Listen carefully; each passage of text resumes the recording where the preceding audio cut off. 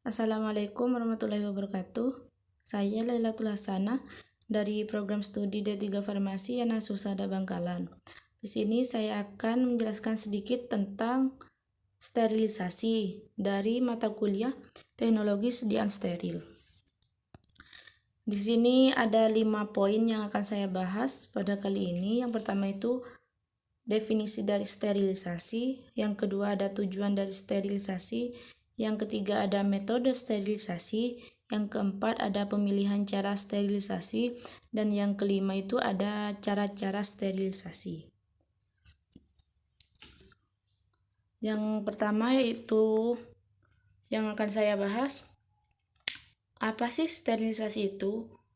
Nah, sebelum kita membahas lebih lanjut tentang sterilisasi, alangkah baiknya kita tahu arti dari steril. Di sini, steril adalah keadaan suatu zat yang bebas dari mikroba hidup, baik yang patogen, yang bisa menimbulkan penyakit, maupun non-patogen, atau yang tidak bisa menimbulkan penyakit, baik dalam bentuk vegetatif, yang siap berkembang biak, maupun dalam bentuk spora, atau dalam keadaan statis, tidak berkembang biak, akan tetapi lebih ke melindungi diri dengan lapisan pelindung yang kuat. Nah, mungkin di sini lebih panjang jika didefinisikan.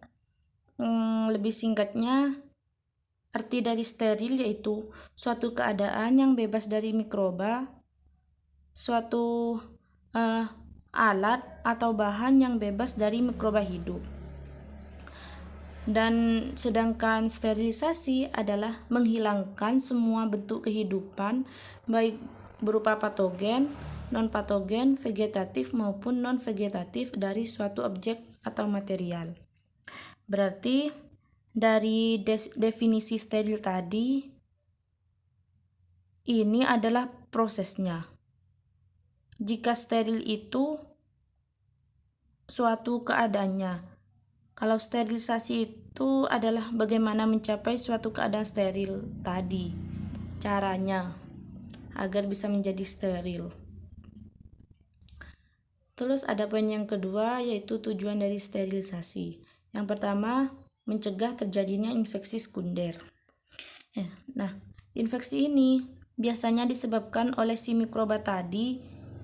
Jadi steril itu adalah cara supaya mencegah dia tidak tertular. Yang kedua ada mencegah.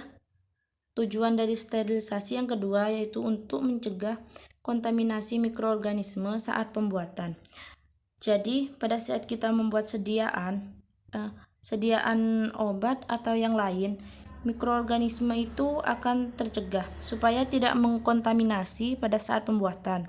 Jadi, steril itu dibuat untuk mencegah agar sediaan yang kita buat itu terhindar dari mikroba-mikroba.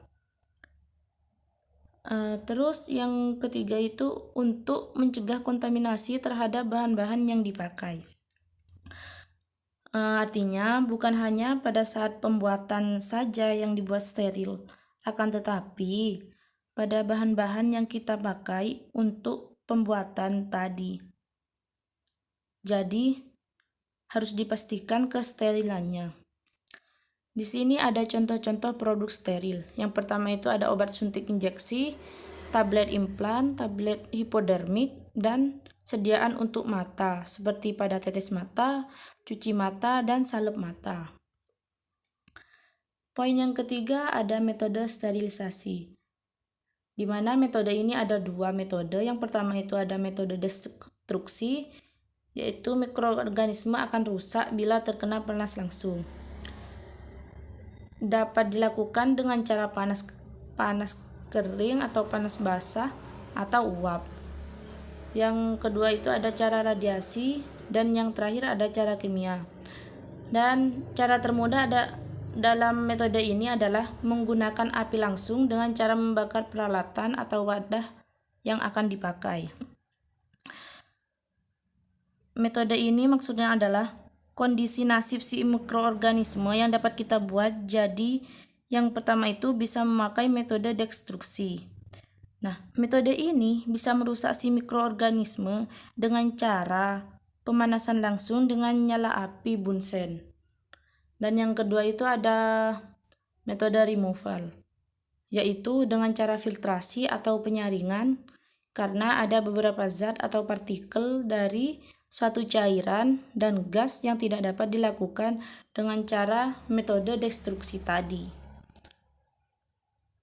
Selanjutnya, poin yang keempat yaitu ada pemilihan cara sterilisasi, yaitu ada stabilitas, di mana stabilitas itu mencakup sifat kimia, fisika, khasiat, serat, dan struktur bahan obat tidak boleh mengalami perubahan setelah proses sterilisasi.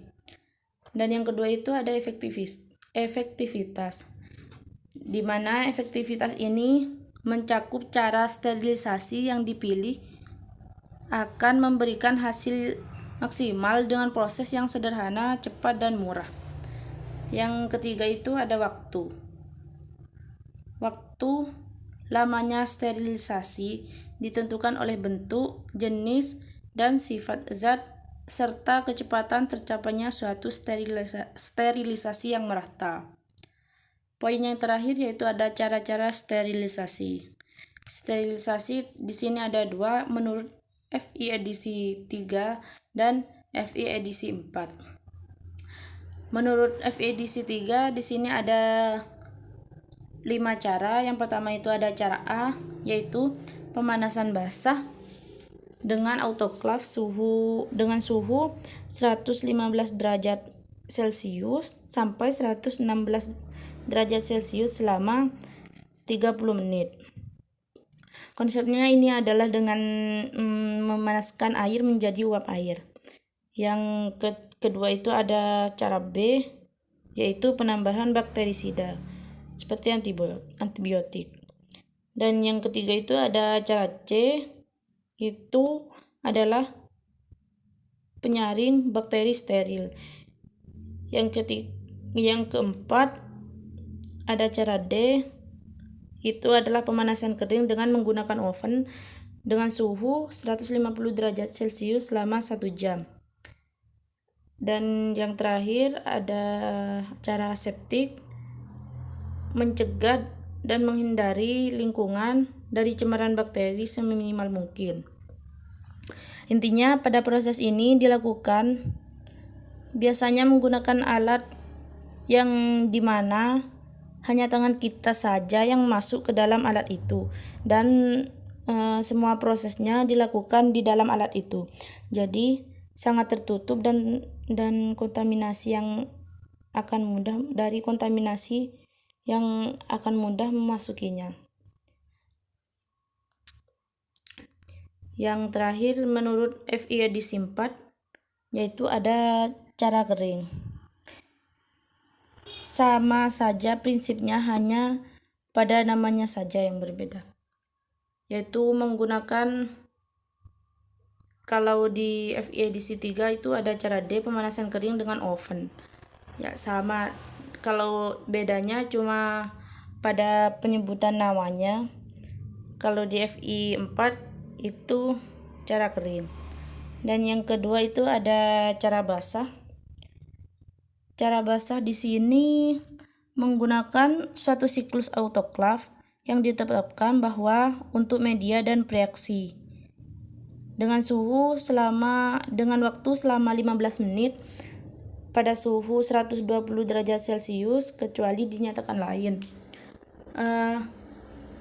Ini ada juga pada FI edisi 3, namun di sini namanya adalah cara A, dan di FI 4 cara basah. Jadi pada FI edisi 4 ini untuk media reaksinya, kalau tadi kan lebih ke alat dan bahan. Di sini suhunya berbeda, waktunya pun juga berbeda.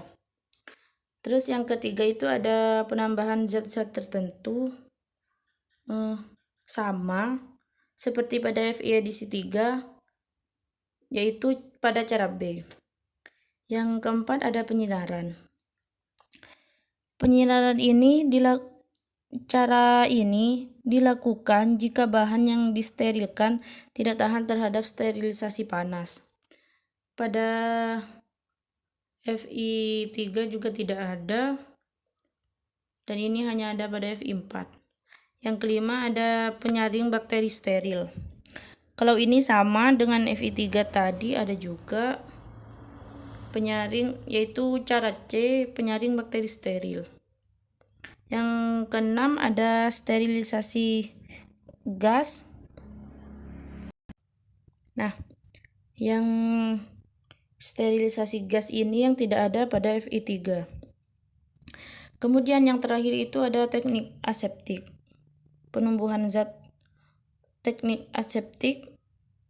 Kalau ini sepertinya sama dengan Fe-Adisi3, dilakukan dengan cara aseptik, yaitu untuk mencegah dan menghindari lingkungan dari cemaran bakteri seminimal mungkin.